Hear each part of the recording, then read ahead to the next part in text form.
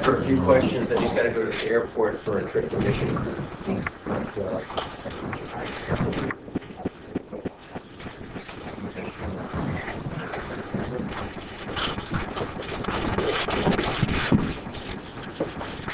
Things get exciting towards the end, don't they? This is good to see you all.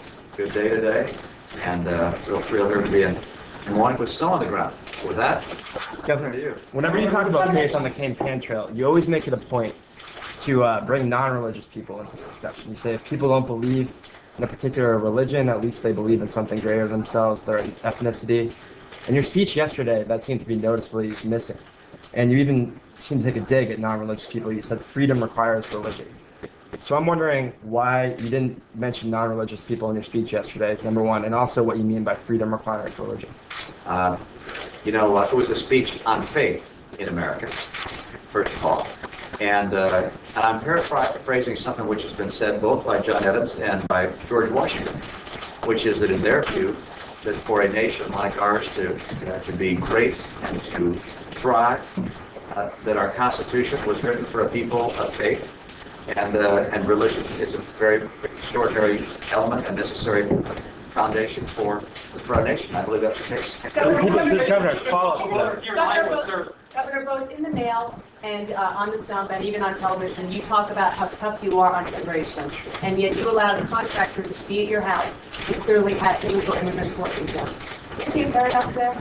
What I see is that we have a country where there's not an employment verification system that allows contractors, that allows companies to know who's in the country legally and illegally.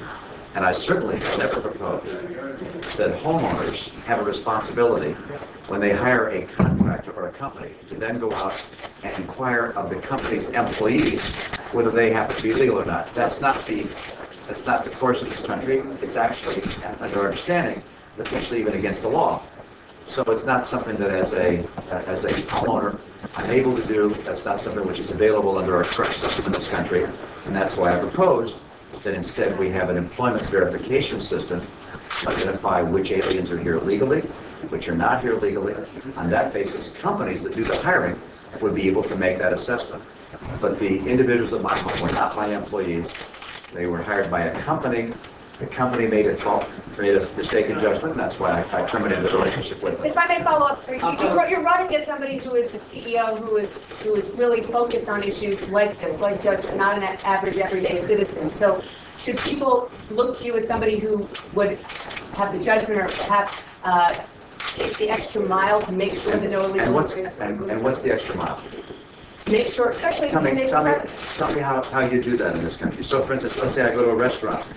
Should I make sure that all the waiters there are all legal? How would I do that?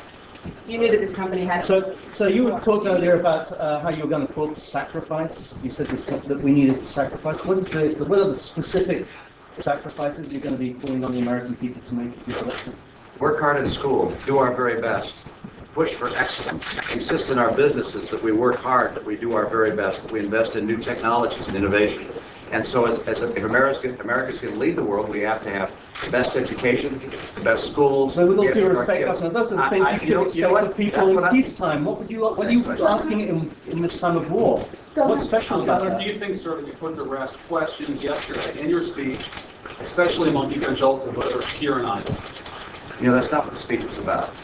What was it about? The speech was about faith in America and religious pluralism, the role of faith in America, a need to maintain the religious base of our country, to keep God in the public square, if you will. The speech was not about politics. I don't know how the politics work on it. But we're in a political season, sir. Then you got to get together with the political pundits, and they'll tell you how it's going to work. But that's not what the speech was about. Governor, going back to the freedom requires religion. Do you think that an atheist or non-believer or non-spiritual person can therefore be a free person? Of course not. That's not what I said. But you said freedom requires religion. I'm talking about the nation. Governor, that even after the speech that people have probably connected to you. How do you think that the speech helps people connect to you more? Again, that's not the purpose of the speech. The purpose of my speech was to speak about a very important topic, of great significance to the country, which is our fundamental religious heritage, faith in America.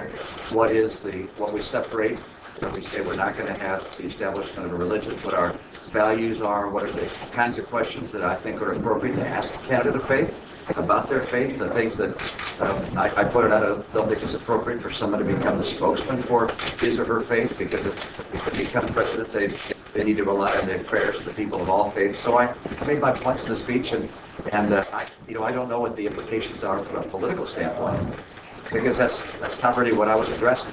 I was addressing a topic of significance that hopefully will touch the hearts of some people. Governor, do you see a conflict in Mike Huckabee's immigration plan in that he has been supportive of the DREAM Act, but says in his plan that he would reject efforts to go towards amnesty? Do you see a conflict in that? I'll look at his specifics. I think the greatest area of concern I had with regards to his immigration policy was first in the debate, asking him about his program that gave or would have given tuition breaks to illegal aliens. And my hearing of his response was him denying that was what he supported. But it turned out that, in fact, he did support that. And I don't think the American people think we ought to give benefits to people who come here illegally, because that would only intend to draw more people into the nation. And with regards to his DREAM Act support and the posture of his new platform, I haven't seen that in enough detail to make a comment on that. Would you be in favor of extending a pathway to citizenship for children who are illegals, who were brought into this country, obviously not of their own doing, but get a high school education and do 2 years of service or college? I think I've laid out my position, which is that people who come here illegally should be allowed to get in line and apply for permanent residency or citizenship, but there should be no special pathway for permanent residence or citizenship solely by virtue of having come here illegally. Does that extend to minors? Sorry.